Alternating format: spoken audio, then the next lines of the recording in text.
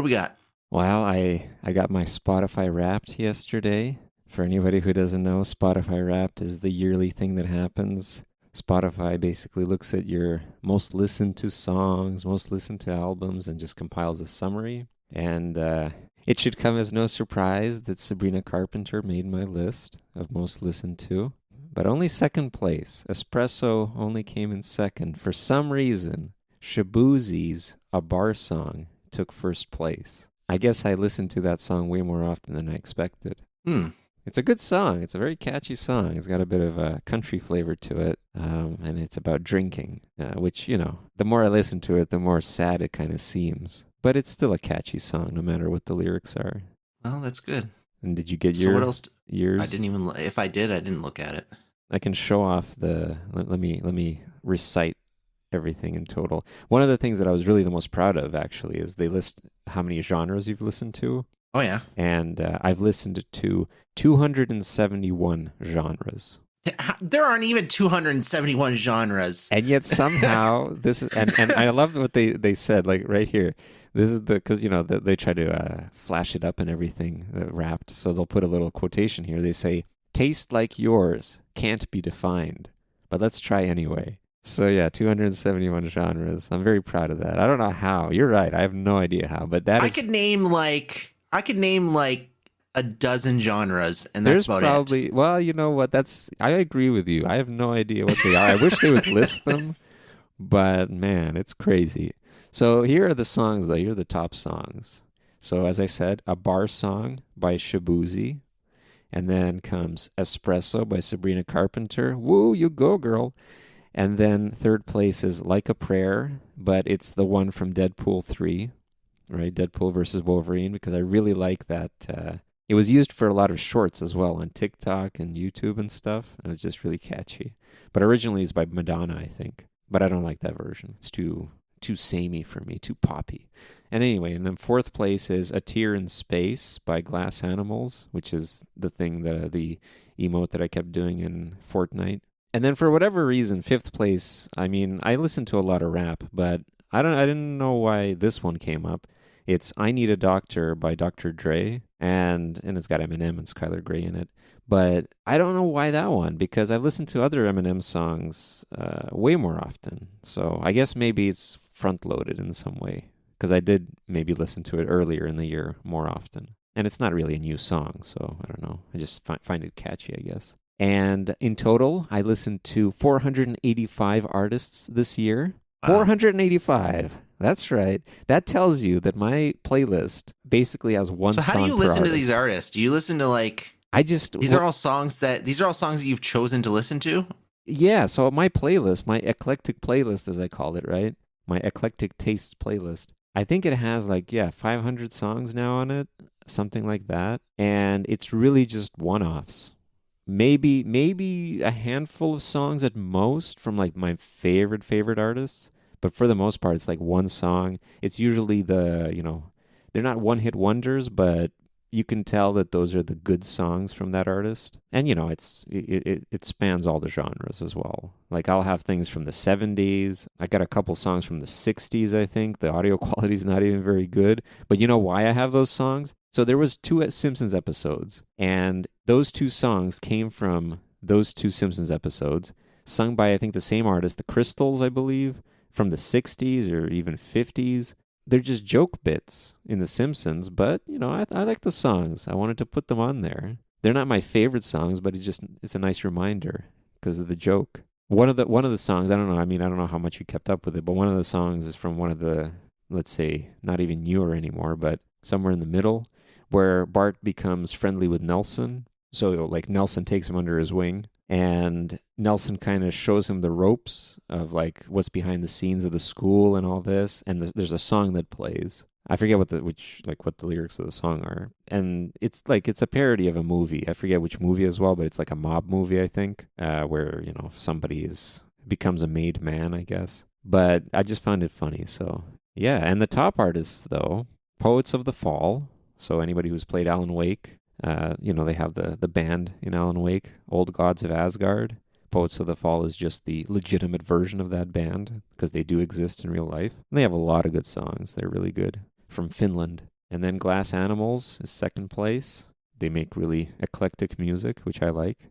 And then I got Eminem on third place. Pair of Stellar, who used to do electro swing, not so much anymore, but I still like his old stuff. And lastly, Arrested Youth, who is not as well known, but basically like, I guess, alternative rock/rap kind of.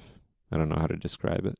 Makes me feel like a teenager. Let's put it that way. And then minutes listened, apparently, 7,635, which is probably way less than a lot of people. I rarely actually listen to music, but it adds up, I guess. And I think, from what I remember, it was approximated to 5 days of listening time. Pretty good Wrapped, all things considered. What? So I'm looking at mine right now. What is your listening age? Oh, yes. Okay, I should have screenshotted that. Let me bring it up again. I remember it was a bit older than I am, but it wasn't too much older. Oh, yeah, let me just say my top genres quickly. Number 1, alternative rock. Number 2, pop rap. Number 3, EDM. Number 4, pop. Number 5, country. And then we got age, 43. How about you? Mine is 34. Oh, you're a young'un, eh? Jesus. Yep. I don't understand how that is. You listen to a lot of older artists. This is a very weird one for me because, like, okay, let's go through mine. Yeah, I'm curious now. What, did you suddenly start listening to Sabrina Carpenter recently? Well, okay, so here's the thing with my Spotify. A lot of what I use Spotify for is music for my stream. It's geared towards video game music mostly. Like, you should make a separate account for that. Nah, f it. I listen to normal stuff, but it's only on my car ride to or from work, which is all of 10 minutes. So my normal stuff is not necessarily representative. But it says I listen to 8,117 minutes. My top genres, it says number 1 is soundtrack. Oh, yeah. Number 2 is post-grunge. Oh, I wonder what that is. Post-grunge. Me too. I wish I could click on it and see what it says. Hold on. Let's see what post-grunge is. Because I think I know what grunge is, but what's post-grunge? Grunge is like Nirvana, I think. I wouldn't okay, I can maybe see that because I sometimes listen to Finger 11 in them. So less abrasive or intense tone than traditional grunge, which I think fits. It's true. Number 3 is rap. I don't know what I listen to that is rap. Damn, look at you. And you badmouth rap all the time, but it's your third most listened to genre. Yeah, I don't know what they have in here as rap. I would say the only song I could think of that I have on my playlist as rap is, for my video game playlist, I have one of the songs from Dead Island, which is Who Do You Voodoo Bitch. Well, there we go. It's the only rap song, so I guess it shows up maybe on my Saturday idols, but... Just keeps replaying that same song to fill it out. Yeah. Number 4 is children's music. Children's music? Okay, that fits, yes. I don't know what they mean by children's, though, because, soundtrack is different from children's music. I have no idea. And 5 is video game music. Okay, so they really just, separated them as distinctly as possible. It's very weird though, because my regular stuff is country. I have the country playlist. That's what plays on my car every day. So I don't know. Maybe it's children's music. It thinks Toby Keith is children's music. Yeah, I don't know. It says I listened to 226 songs this year, which is not that high, but that's all right. You just keep the same nursery rhyme over and over again. So my number 1 song was Devil Trigger. Oh yeah, okay. You talk about that one a lot. But it says I only listened to it 42 times, so I guess my songs don't... From Devil May Cry, right? Yeah, it's from Devil May Cry 5, yeah. What genre would you place it in? Would that actually, be you know what? post-grunge? That might be post-grunge, yeah. But also it might show up as soundtrack, because it actually is from the actual song on the... But it might have Spotify. 2 genres. So my top 5 songs are all video game songs. Devil Trigger, the Who Do You Voodoo one is number 2, so that probably explains the rap.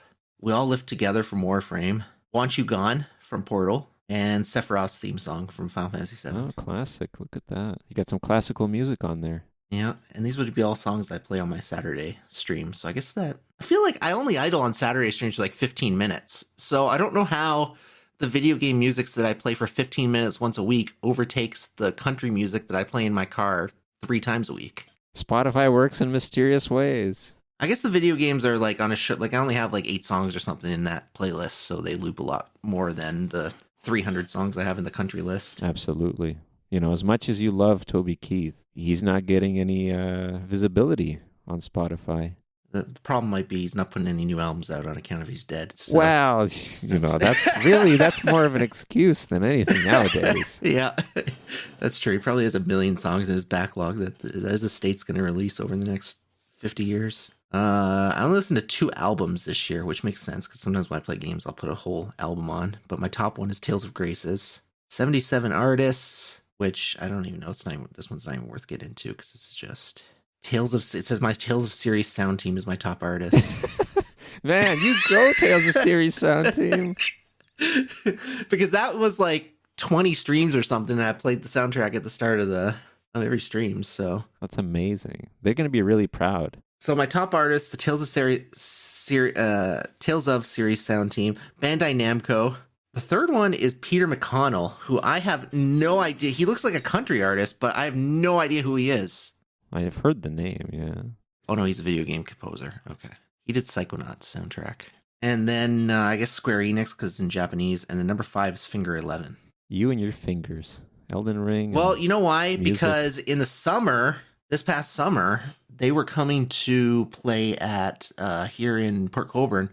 They do what's called Canal Days. They have this big canal that connects Lake Erie with Lake Ontario. So it's a big. I don't know if it used to or still is a very big shipping way in Canada. But so they do a big festival every year that honors it, and they bring in a bunch of boats and all that kind of stuff that you can check out. And so Finger 11 was playing this year, and I used to like Finger 11 back when I was in university. So I was like, oh, I'm going to go see Finger 11. So I listened to a bunch of their music in the lead up to that, and then I never went. Oh, well, why? It was Saturday. I was like, yeah. It was a Saturday? That's like the perfect time to go. You know, Saturdays are busy. So I didn't go. Oh, they're a Canadian rock band from Burlington, They're Ontario. Canadian. They're from Hamilton. Oh, you should have said that. That's even more impressive. That's not how I knew them. I knew them because they did a wrestler's theme song way back in the day that I liked. And then Which one? Kane, the Big Red Monster. Kane, the Big Red Monster? And it was specific to him they did the theme song? It wasn't like the wrestler used one of their existing songs? I don't know. So they were there, and they were putting on, it was a free concert. So I was like, what are the chances I'm even going to get into the ground? They said they were letting like 5,000 people in or something like that. Yeah, but you could have taken the canal, taken a little tugboat and Why did I think of that? Yeah. went up the locks. You would have made it there just in time to see them. Why didn't I think of that? Silly me. Only have to get a little boat from somewhere. I'll create a raft out of seagull bones. Well, I mean, it doesn't have to be a raft. That's why I said you can get a little tugboat. I'm sure nobody watches those. That's true. Nobody's going to suspect the tugboat. Definitely a big shipping port isn't going to be vetting all the ships that are coming through, especially on their most busy weekends. It's a tugboat, though. Come on. Everybody always needs a tugboat as well. That's true. You don't want one of those situations like the Evergreen or whatever it was called, the ship that inadvertently blockaded a major shipping route. You need those tugboats. You would have been their savior if you had your little tugboat with you. True. Then it says 9% of global listeners are in my club, and I don't know what the hell that means. So. It's the club that listens to soundtracks, video game music, and children's nursery rhymes. Well, it says my club favorites are Metallica, Puddle of Mud. I don't know who that is. I think those are considered post-grunge, I guess, as well. Saliva, Evanescence, that's nice. Finger 11, and Motley Crue. I don't know how Evanescence fits into that, but fair enough. I guess they are also post-grunge. I like that one song that they do. Bring Me that to everybody Life? likes. Yeah. That's why that one song is on my eclectic playlist and nothing else from them. There you go. Yeah. Every once in a while, what I'll do if I get bored of my country list is I'll just say like, you can tell it to just play whatever. And so I end up with like Metallica-like songs and Ozzy Osbourne because I listen to a bunch of Ozzy when he died. So I think that's mostly it. So there we go. Mine is quite predictable. I didn't even do a lot of video game stuff this year. They're done on Saturdays. Usually I have a lot more. I've kind of gotten lazy with my starting streams, starts of my streams. So, but there we go. There's our Spotify. But neither of them are what I would expect. What? What do you mean? Well, even for yours, I didn't expect. What did you expect from me? I don't know what I expected from you. I actually got exactly what I what I wanted. I think the only thing that disappointed me was that Espresso was not number one. I listened to the crap out of that song. Sad that you give Sabrina Carpenter your money through views. I actually, so one of the things I do sometimes now is I'll put on the top 50 hits, and Sabrina Carpenter is obviously on there. And I listened to, because, I wasn't listening, I basically only listened to 3 of her songs before then. And so, and a couple of them come on. I'm listening to it like, okay, well, this is nice, catchy music. And then I listen to the lyrics, I'm trying to understand what she's saying. And then I understand that what you mean by like, oh, this is pretty bad for children to listen to. It's not very family friendly, let's put it that way. I love the double entendres and the innuendos, but certainly not for children, Sabrina. I don't like Sabrina Carpenter. Well, fair enough. I'm going to have to ask if my niece listens to Sabrina Carpenter. The answer is probably yes. Well, we don't know. She's got picky tastes, I think, so she might be more, she might not listen to Sabrina Carpenter. But who's to say? I don't know. Sabrina Carpenter, a 60-year-old lady, is pushing out these bangers. Yeah, don't think that's true. One of those two things is true. Well, one of those two things is, I guess, true to some people, but I think one of those things is very objectively false. But which one? We'll never know. Oh, there you go. That's the Spotify Wrapped.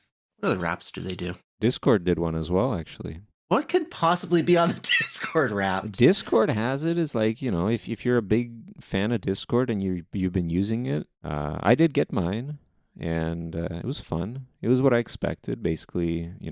Joel and you were the people I spent the most time in voice chat with. So that's a weird one. I don't know. I think that's. Well, you get a little avatar border. It's quite good. Oh, do you? You got to do it. Yeah, you got to do it. It's fast, but you don't have to do it now. Is that what you're? That's what the crane is now. Yeah. Whopping 85 messages. That about tracks for me. 13 emojis used. You know what you could do? You could just use voice to send your messages. You just tell, hey, Discord, blah, blah, blah. I just hate the whole, stop and go of text conversations. Oh, I see. You don't like the tension. Or who the f*** knows when they're going to answer, and then... Anxiety. Yeah, it's anxiety inducing. It's not anxiety. It's just, I just ignore it. I don't want to deal with it, so I just go, gone. Living in the past, I see. I might look at it, and then I go, do I want to waste God knows how much time on this? No. Chances are no, so I just, whatever. We'll talk in person eventually, if it's the right person. And if it's not the right person, then I guess that's it. I spent 290 hours in voice. That's top 13.5% of Discord voice chatters. Hell yeah. Servers, mine's at the top, of course. Oh, my squad is you, Joel, and this person. One person was always my go-to. Raji's my sidekick. That's right. That makes sense. As it would make sense given the podcasts that we do every 2 weeks on Discord. That's true. Yeah, we weigh it a little bit because of that kind of stuff. Yeah. It tracks my games, which I guess, but only some of my games. Yeah, I actually turned that off. I don't like when it tracks that. I don't mind when it tracks that, unless people know what I'm playing, but Rocket League was number 1. I don't want people to know what I'm playing. What if I'm playing something embarrassing, like Rocket League? That's not embarrassing. If I'm playing it on my own, it's embarrassing. I want to know when you're playing Rocket League on your own. Next year, my Raji Wrapped will be how many times did he play Rocket League on his own? I played 19 sessions of Rocket League last year, according to Discord. That's pretty good. It's not that many when you think about it. It mostly would only be played on Saturdays, so yeah, I guess it is. I didn't complete any quests. I don't even know what that is. Discord quests. You get little rewards from that. Still don't know what that is. See, I'm actually, so for me, I'm scared to start I didn't doing get any the same quests. banner that you got. I got a little cassette one. Oh, that's cool. Put it on.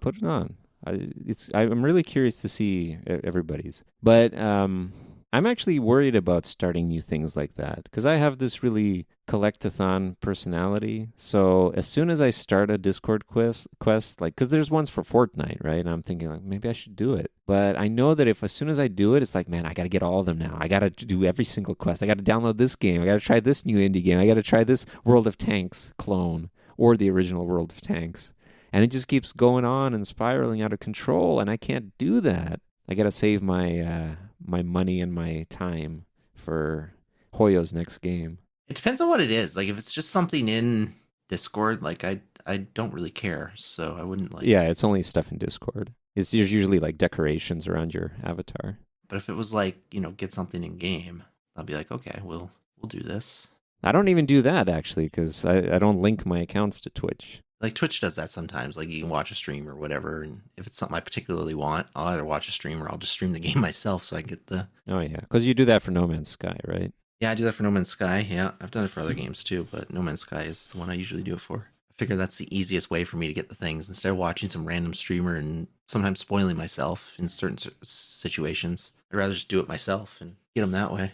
I mean, if you like the game, yeah, you got to try to make an effort, unless it's like a really short time frame. But yeah, in Discord, it wouldn't even cross my mind. I'd be like, whatever, get this banner. Okay, well, I don't even know how to use that, so I just put the little cassette on my thing. That's the first time I've ever done anything visually since my profile picture. Oh, it's adorable. Look at that cute little cassette. Why would they use a cassette? Nobody knows what cassettes are nowadays. That's how old I am. Discord figured I'm an old soul, so I would know what it is and appreciate it. Your Discord age is probably much older than your Spotify age. Yeah, probably 34. It's because I'm a video gamer. But you know what? The good news is that means video gaming is being looked at as a more mature pastime now. Oh, I think it's been that way for a decade now. It's just been increasing it year over year. Well, yeah, it has been increasing. That's true. But it's still looked at as pretty down there in the general public eye, I think. Depends, People will always look down on other things too, right? Anime, but anime used to be even more looked down, but that also gradually increased to become more mainstream. I don't know. I pay no attention to what people think. You don't pay attention to trends, just music trends? Music trends? I listen to what's catchy. You got the Sabrina Carpenter. Yeah, but is that really a trend? And what's in Fortnite? That is definitely trends. Anything in Fortnite, I subscribe to, of course. I have to. This is it's a pact I made when I signed away my life by agreeing to the terms of service for Fortnite. Yeah, it's true. I don't remember signing anything like that, but I guess... Oh, I did it. I made sure to sign a document with my blood and send it to Epic. Yeah, they gotta know who they're dealing with. So it was more for them than you, or more for you than them. Well, I gave a lot of my rights as a show of, what's the word? Not loyalty, subservience. That's it. Undying loyalty? Undying subservience and loyalty. But I did it in a hostile manner, right? So that they know what's going on here. Well, that's important. As long as they know what the actual relationship is like, that's the important thing. And then they can fill me in on it. It's not quite what they expected from all the 14-year-olds. It's a little bit different with you. I'm more intense. The 14-year-olds are kind of blasé about life and Fortnite in general. Me, I'm right in there. I don't think 14-year-olds are blasé about Fortnite. Well, maybe not. Maybe not about Fortnite. That might be one of the only things they're passionate about nowadays. Yeah. Hey, I can't blame them. I mean, come on. Epic releases so many things. Like, look at The Simpsons. They got their start on Fortnite. It's true. I'm looking forward to children saying that in the future. That Simpsons got their start to Fortnite. Well, Simpsons is past now, so if they haven't started saying it... Yeah, but this is going to be like a memory for them. Like, let's say a 10-year-old was playing Fortnite during the Simpsons season, and maybe they don't watch TV, right? Maybe their parents don't let them. Maybe they don't have a TV, maybe whatever. And so they're not going to catch on to the Simpsons. They're going to think it's an old man's show. So they're not even going to have it in their feed. The algorithm won't suggest it. And so, to come next year at 11 years old, they're going to be like, oh man, I saw these characters in Fortnite last year. I can't believe they made a whole show out of them. Come on. That's going to be fantastic. When you hear that, you know you're old. And isn't that a good feeling? If somebody ever asks me what is the wildest event in this timeline in the last 10 years, I'm not going to say COVID. I'm not going to say Donald Trump becoming the president twice. I'm not going to say any of that. I'm going to say it was Raji discovering Fortnite. Yes. At Christmas of 2024. One of the turning points. That was the most unpredictable events in my entire life. Mine too. Yeah. Really, just we're coming up on the 1 year anniversary. They could make a Christmas movie out of this. They can absolutely make a Christmas movie out of me discovering Fortnite at how old would I have been? 35 at the time. 35, yeah. Wonderful. Here's this game for teenagers. And I'm all up in there. And here comes Raji. Anyways, speaking of Christmas, let's talk about the movie we watched. Last Christmas 2019. Last Christmas is also the song by George Michael, who's a big deal in this movie. The main character adores George Michael. She's a singer, or tries to be, I guess. And so she's an immigrant, a child immigrant from former Yugoslavia. What is Yugoslavia now? I don't know. I don't know what it is. I forgot to look it up. But for me, it's we didn't. My family did not immigrate from a war zone, which I guess Yugoslavia was at the time, former Yugoslavia. But still immigrants. So it did kind of. This movie spoke to me more than I think it would for people who are not immigrants. Oh, okay. First of all, I mean, I'm not a big fan of the main character at the beginning. She has the trademark attitude of somebody who I dislike. Wait, what attitude is that? Well, just kind of living life like she did, where it's like just being selfish. Well, at one point, I think people described her as very selfish, and indeed, she was. Right.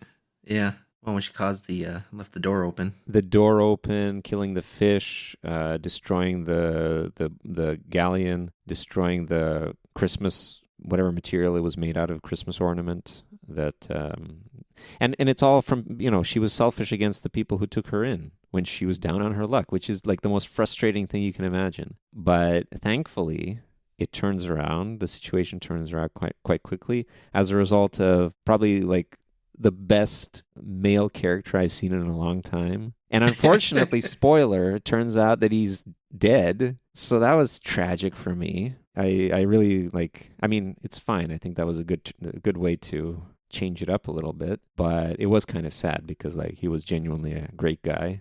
What I liked about that male character is that he had the quote of "look up," and people definitely don't always do that. They'll just like go through life. Except, let's be honest here. I found the irony. Yeah, because he was looking up when he was run over. Yeah, he was killed because he wasn't paying attention. Yeah, but okay, disregard that. That is funny though. That is a really nice twist. But I just think that's a really good attitude to have. Like I said, people kind of just, they go through life. They don't really stop and think or just look, appreciate what's there. And that's not necessarily the major message of the film, but I think it's a minor message. Yeah, I don't know. I enjoyed it. And the twist, I did think the twist was interesting because the main character, she had a heart transplant. And it so happens that at the end... Which kind of came out of nowhere. Like, some of this movie was very loopholey. A lot of this movie was very loopholey, I think. Well, it's a Christmas movie. Probably made on a budget. Yeah, I guess you can't look too much into Christmas movies, really. Here's the first question I'll ask then, before you get into the details. Did you like it as a Christmas movie? I mean, like a lot of these movies, they don't have to be Christmas movies. No, but like, did you feel the sense of Christmas in it? No. No. Okay, fair enough. I did. I don't think it was necessarily like explicit, but you did feel a sense of that Christmas spirit. I did anyway. Just especially like at the end when she is helping at the homeless shelter, and then the show that she puts on with all the people at the homeless shelter.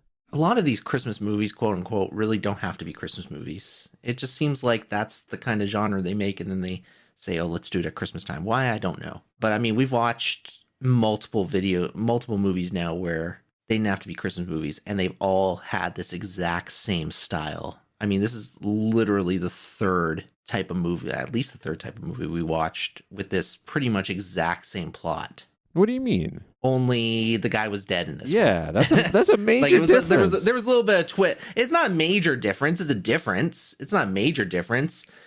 Meet cute. Something happens. They get all ruffled up. Happy ending. It's the third one. I mean, if you break it down to its bones, that's what it was. The only difference is that the happy ending was the fact that the guy was dead and with her always, and so she had this sense of comfort and revelation all of a sudden. But I mean, you equally could have just, like, part of me in the movie was like, oh, he was the robber of the Santa place. Oh, wouldn't that be hilarious? And that's why he wasn't around so much, because he was kind of like a shady guy. But then maybe he was doing some fucking charity or something with it. I don't know. He's Robin Hood. Yeah. Stealing from the middle class / hardworking immigrants for the sake of the homeless. And then when we watched the Tale of Two Cities or whatever one, the princess meets the commoner, but she's a princess and she's actually moonlighting as somebody else. So There's the feathers ruffled, and then they work that out and they live happily ever after. Well, And come then the on. one A we lot watched of last week. most movies are like that. Let's be honest. Most movies Right, but are. that's not what I'm saying. But what I'm saying is that that just seems to be what the Christmas formula is. But I think I'm not even saying like I'm saying most movies in general. It doesn't matter whether it's Christmas or not. Like most of them just have that feathers are ruffled and then happy ending. A lot of movies are like that. Well, of course, because you have to have that kind of stuff. But I'm just saying, like, it's not even just about feathers are ruffled. That's just the general plot of a movie. You have to have some sort of a conflict, and then you resolve the conflict. But it's the same conflict every time. Well, fair enough. Okay. Jeez, you're being pretty harsh. And it just seems no, not really. I mean, look, the Hallmark Channel, which thrives at Christmas time, is literally just these types of movies. Yeah, but they're not done as well. Like again, Well, no, I of will course not. okay, comparing to that movie with the twins, I still think this was way better. And remember we joked about how this would be the white version of The Perfect Holiday, which is the movie we watched last time. Now, I preferred The Perfect Holiday because I found it to be just more joyous to watch. But I thought the production quality of Last Christmas was better. It felt more like, more together, I guess. But then again, the time, 2007 versus 2019, probably made a difference. I don't know. I enjoyed it. I thought it was I'm still not saying I better didn't than enjoy a it. Like, typical don't mix my words. Christmas movie. Don't mix. Well, there's a lot of Christmas movies out there though that I vastly prefer to this. No, okay, fair enough. Yes, you're right. We unfortunately have had bad luck with getting those ones that I know you prefer. But for me, it was still I prefer something that's more overtly. I don't understand why these are what's clumped into like the most popular. And I guess this is probably again Hallmark. It probably comes from Hallmark because they've been on the air for 20 years now, and this is all they spit out. But this isn't a Hallmark movie, is it? No, this isn't. But it inspires this kind of thing. And I just don't understand why this is what is Christmas. Well, because of the feel decoration, good, I guess. Well, because also the decoration, the decoration, the time of year. I think it really does account for a lot.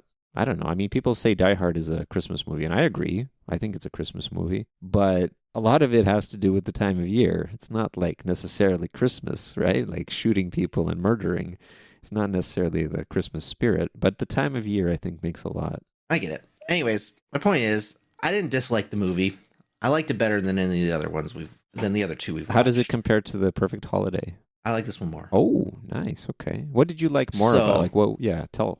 I thought the humor was more my style, and it was just better. It was more of a what was called Last Holiday was too over the top in parts. Like even with the Charlie Murphy guy, too over the top, which is probably why you liked it more because it is more over the top. The little kid driving the car and ramming yeah, into the kid driving the car onto the Christmas tree, and then Queen Latifah doing the fucking I didn't even know what it is, but I know it's a reference to something with her Christmas magic, all that kind of stuff. So it was a little more over the top and not my style. This one was more grounded, and the humor was more on point, and I do appreciate that. And I like the stuff like the homeless Christmas concert and the tryouts and all that. But that being said, it's certainly not a perfect movie. And like I said, I thought it liked to gloss by things very quickly.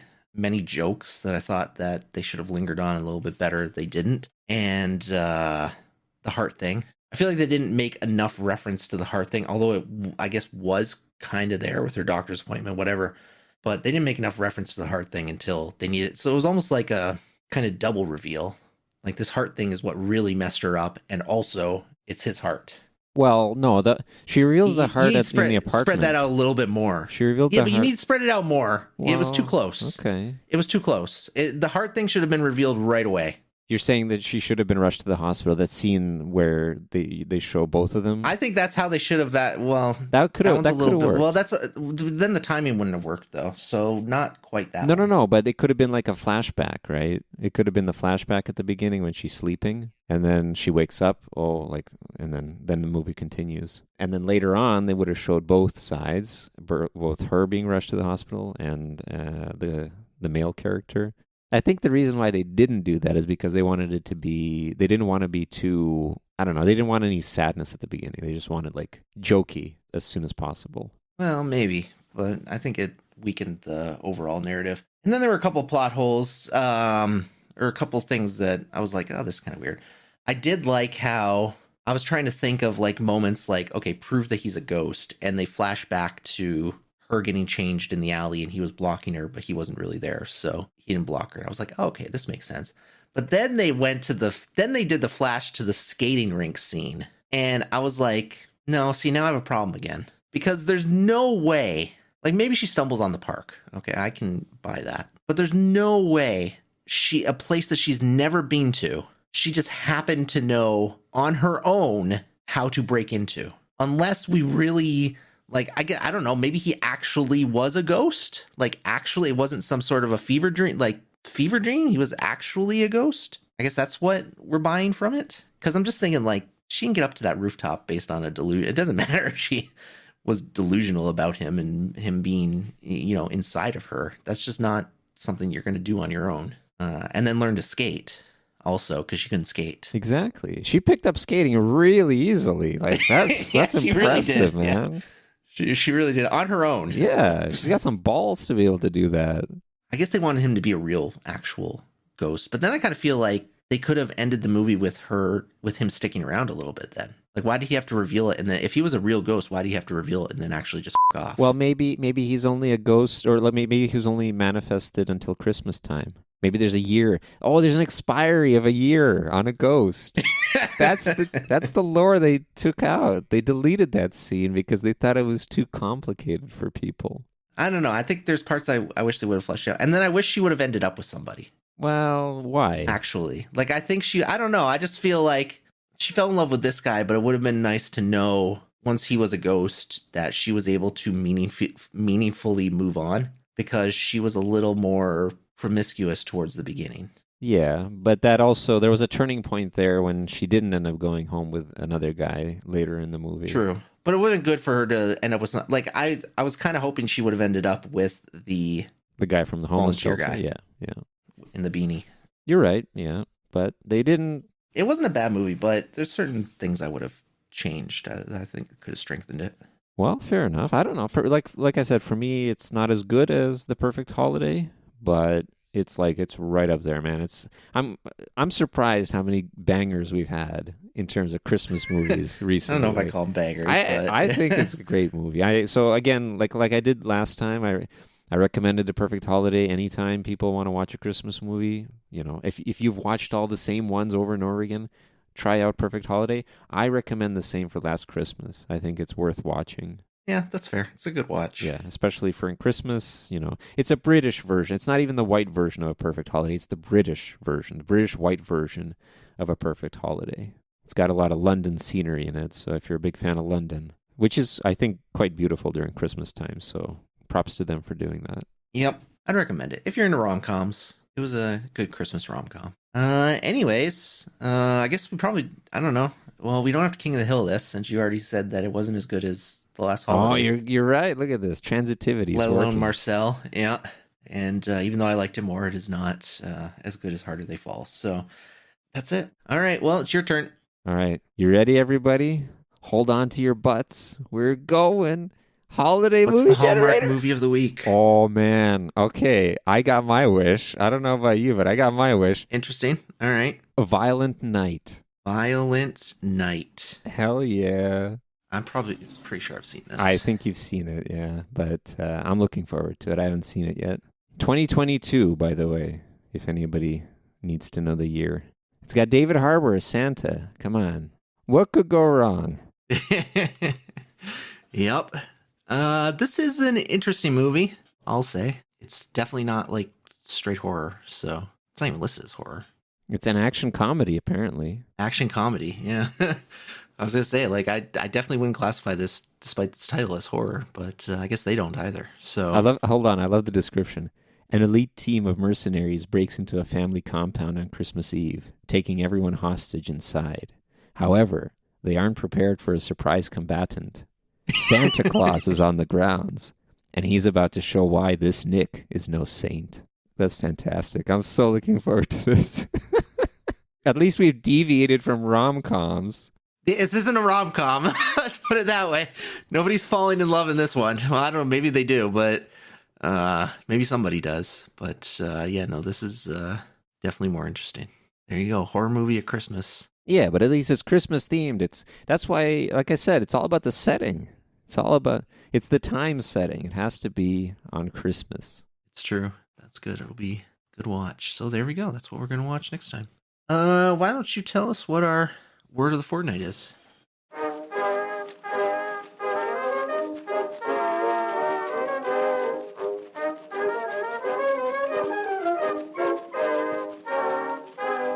So this is an oldie because I had to go back to my list finally of words that I accumulated, but because of all the new ones that kept popping up because of Genshin and Silksong, I kept putting them away. I had to put them in a backlog. But now, because I stopped reading in Genshin, we will never have this problem again. Wait, what does that mean? I'm What kidding. does that mean? I'm kidding. I just, I don't know. I just didn't find any more words. But the word is vestibule. Vestibule. It's a noun, and it is a hall or room between the outer door and the inside part of a building. So it's kind of like a lobby. I was thinking of Bayonetta recently, and vestibule is the name of one of the first levels. That's why I thought, okay, you know what? I made a note of this one a while back. Let's put it. How did you remember a Bayonetta term from? Oh, no, this was just, I made a note of it like probably a couple of years ago or 3 years ago. A long time ago. And okay. It was just on All my right. list for a long time. I mean, I pieced together what it meant even back then, but I just found the word quite interesting. Okay, so in Bayonetta, so one of the first levels is called vestibule. So it takes place in a vestibule. Yes. Now we know. Now we Just know in it takes in a place. little hallway. Basically, yes, actually. That's exactly why it's called a vestibule. No, it's a nice sounding word as well, I think, anyway. That's another benefit to it. Right. Something you would have heard in Last Christmas. Nice stand-up English word. Actually, yeah, you're right. I didn't. I don't think they did say it, but I could have expected it. It seems like a nice white English word. Well, no, I don't think so. Probably does. Where does it come from? Did you look up its origin? Vestibule?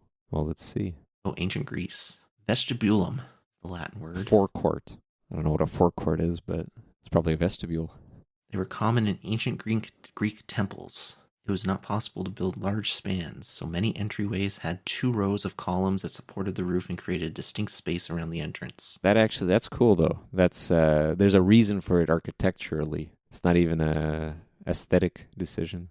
And the term originates from Roman architecture, space that was sometimes present between the interior fauces of a building leading to the atrium and the street. Common in ancient architecture, Roman house was typically divided into 2 different sections. The first front section, or the public part, was introduced with a vestibule. It contained 2 rooms which usually served as waiting rooms or porter's lodge where visitors could get directions or information. There we go. So no more Genshin words. Now we're moving on to The backlog. Bayonetta. Well, no, just the backlog. This is literally the only word from Bayonetta. Oh, okay. All right. Gotcha. I'm not even. I like the only reason I even remembered it was Bayonetta is just because I was thinking about it recently. Otherwise, I didn't have an indication of where did I hear the word. Oh. So some of them are going to be you a don't mystery. write down? I do now, but I didn't back then. Probably didn't expect to have so many words that you thought that you'd have a Yeah, I didn't expect I was so stupid. years-long backlog. There's a lot of words. Can't know them all. But speaking of knowing them all or catching them all, Yeah, that's a good segue. We are now going to listen to a few Pokemon sounds of legendary Pokemon that we voted on last season that we didn't know what they were, so now we're finding out what they are. Do do do do do do do do do do do do do do do do. We're on round 32, crushing right along, and here we go. So we're on round 32. It was between 32 and Pokemon's number 32 and 33. Nice close ones. And 33 was the loser, so we'll listen to them first. Here we go. That's an interesting one to be a loser. it's a wolf. That is a wolf. In fact, it's Zacian. Zacian. I don't know how to pronounce it, but Zacian? Zacian. Could be Zacian. Yeah. Anyways, he's a blue wolf who carries a he's my Seif. When I caught him, I call him Seif. Oh, like from Dark Souls? Yeah. I pronounce it Sif. Sif. But I don't know. I don't think there's an indication of how to pronounce it. Either way, he's a big wolf with a sword in his mouth, and he's a guardian Pokemon, and he's one of the title Pokemon of Sword and Shield. Oh, okay. I like his crown sword form, but his regular one is It's okay. He looks like Pippi Longstocking. Oh, yeah, he's got the long braids, the long red braids for some reason Well, that's what it's so weird. that he lets out. He unbraids them. He unbraids them. He's like, hold on a second, I gotta take my braids out before I transform. I do like his crown form. I like the color scheme, right? You got the red, blue, and yellow. It's beautiful. Yep. And he's a hero Pokemon. He stopped the darkest day. And he's Zoro because he's holding the sword in his mouth. That's right. Or that's why I call him, Sif. Whenever I find a dog with a sword in his mouth, that's what I call him. That happens often. You know what? It happens more than you would think. I guess that's the only way they could do it, right? if they got to have a sword, where else are they going to stick it? Exactly. Yeah. So he lost to 32, and this is 32. The Zelda soundtrack, the sound effect. Remember? Yeah, you're right. That is what got it. Yeah, it does have the Zelda sound. I just love that it's there at the end. And this one belongs to Dancy. This is an interesting looking Pokemon, actually. It's so very pink, interesting. but in a different way. It's like a bland pink. Yeah, it is a very more palish pink, subdued pink, rather than in your face. So it's a little gray something or other. Is it riding the rock, or is its body the rock? It's pooping out a rock. With a diamond in it. No, well, it's stuck. It's one of those that just won't come out. Diancie's happy, but, she's trying. I was going to say, it's related to Carbink, a normal Pokemon, and actually I can see that based on the rock formation. That's what I was thinking. I was like, oh, this looks like another Pokemon. It's a mutation of that species. And it debuted in an event in X and Y and Omega Ruby and Alpha Sapphire. So a nice event Pokemon, because why not? So we'll never see it in a game. No. Well, actually, hold on. Let me see. Unobtainable. It is in Legends ZA, apparently, but through a mystery gift. Mm-hmm. So, yeah, no, you can't. Which is DLC, pretty much. Yeah, so you can't find it anywhere in the normal games. Fairy Rock, though, seems quite an interesting combo. I mean, how many are there that have the double element like that? Well, his lesser form has it, so at least one. Oh, the Carbink? Yeah. Anyways, that Pokemon went on to 32. Went all the way to round 5, the quarterfinals. It's because of the Zelda sound effect. That's the only thing that kept it in the running. Sound effect. Yeah, it's true. And I still stand by that. True. That is a beautiful, I would say, deliberate mistake. I don't think it was a mistake. And in matchup 33, number 1 went against number 65. And this is where I'm kind of stupid with the way I do my things, because 65 was already knocked off somewhere. 65, Regieleki. And so we're not going to go back over that because we already did it once. And it lost to number 1, whose name is Type Null. That's right. Very Type innovative colon name. null. Yeah. It just rolls Type off your tongue. Null. And he's some sort of a Griffin-esque Pokemon with a axe on his head backwards. So didn't we already have Silvally? I believe you're right. And Silvally is the evolved form of Type Null, who also has an axe on his head backwards. Yeah, so pretty much this is like the normal type, and then Silvally's the one that can turn into like all the other types. Oh, that's right. Yeah, but it starts normal. But you know what? They look very, very similar. I'll be honest with you. The bottom part, if you cover the top half of it, they look identical. Yeah, it looks like Type Null kind of has his stuff masked up, and then the mask comes off, and the axe changes a little bit, and that's about it. It's not even an evolution. It's literally just a stripping. Take the cover off. I evolved. He just wanted to be a part of something, They should make a joke Pokemon where it just does that, where it's like it's a hooded Pokemon, and then the evolution is literally just taking the hood off. Well, this is the one. Yeah, but this is even more. I'm just saying like a bag on its head, and you take it off. Ooh, I'm a new Pokemon now. There is kind of a Pokemon like that in the other way, and it's called Mimikyu. It kind of goes the other way. It pretends it's a Pikachu. It's some ghost that pretends it's a Pikachu. So all they need to do is they don't have it yet, but maybe someday they'll do an evolution where the Pikachu thing just comes off. Oh, you can see the eyes under the rag, so you can already kind of see what's inside of Mimikyu. But anyway, yeah, fair enough. So Type Null, kind of a cool Pokemon. You can get him in game. He's from Sun and Moon. Type Null actually looks better than Silvally, I feel. Yeah, I think so. I think I agree with that. Well, he's very mysterious with that hood on. That's the thing. It's more even like a mask. It's like a iron, like Yeah, Iron Mask. Man Yeah. in the Iron Mask business. Might be what they were going for. This is a genetically engineered Pokemon. Engineered as part of the Beast Killer project. It was something that was supposed to fight the Ultra Beasts. It's very violent. Beast Killer. Was developed with cells taken from all known Pokemon types. Isn't that kind of like reverse Mew? Isn't like all the Pokemon supposed to be from Mew? And then this one is what happens when you put them back together. Which begs the question, why doesn't it look more like Mew again? It really is like a platypus then. Yeah, that's true. Yeah. Yeah, Chimera. So, yeah, you can get him in the normal game, which is nice. One of the few legendaries. That's a feature. Type Null is the only Pokemon with a colon in its English name. Oh, that's interesting. Okay. And it's the beginning of the Pokemon names that don't sound like Pokemon names. There's a lot of Pokemon names now that are like, why? Like there's like Screamo or... Well, Screamo is a popular genre of music. Yeah, it's not a Pokemon name though. But yeah, Type Null got knocked out in his second appearance, round 3, because he appeared in round 2. And that was Type Null. There we go. It's interesting. I like looking at what everything is. Well, it's nice to see all these Pokemon that I'll never actually be able to obtain. Well, yeah, it's probably a little more lost on you because your knowledge is so limited. No, but even just generally speaking, like these legendaries, even you haven't seen them in the game. Well, that's true. Yeah, a lot of them I haven't seen. Yeah. Yeah, a lot of them are events and all that. It just goes to show you that like legendaries are, looking at them through this lens is probably as best as we'll get to do. And a lot of them, yeah. But I guess the reason they do it is because, the events and the DLC is because that's what people want. Like, for me, I might have like one legendary on my team, but I don't usually have legendaries on my team. Yeah, I'm not a big fan of legendaries.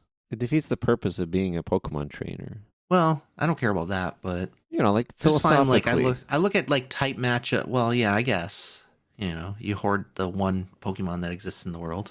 Yeah, and then you enslave it to fight for you. Yeah, these gods, these literal gods. Well, especially in most something like cases. Mew. Oh, the thing that just created all life, all Pokemon life. So sorry, it's like somebody enslaving Jesus. It's kind of like, oh, here, let's just put Jesus to work. No, I think they come so late in the game, and it's like, oh, my spot's already filled. Like 9 times out of 10, it's like, oh, my spot's already filled, and I don't really want you. Exactly, you've established your team by then. Yeah, it's either a post game thing or I guess if you're willing to mix it up, but by the end of the game, I'm usually not. It's not enough to me to say, oh, it's a legendary. As we've established looking through these, they're not the most interesting. Yeah, they don't always look the most legendary. So it's very easy to just grab them and then just, that's cool. In my box. There you go. Here you go, God. Not only are you one of my slaves now, but you're going into a box for all of eternity. Yeah, it's a bit tragic if you think about it. Yeah. Yeah, it's true. But it's still interesting to see them. Try to match them up. And the ones that I do see, or the ones that I do know, it's cool to see them. Anyways, guys, ciao. We'll see you next time. Bye-bye.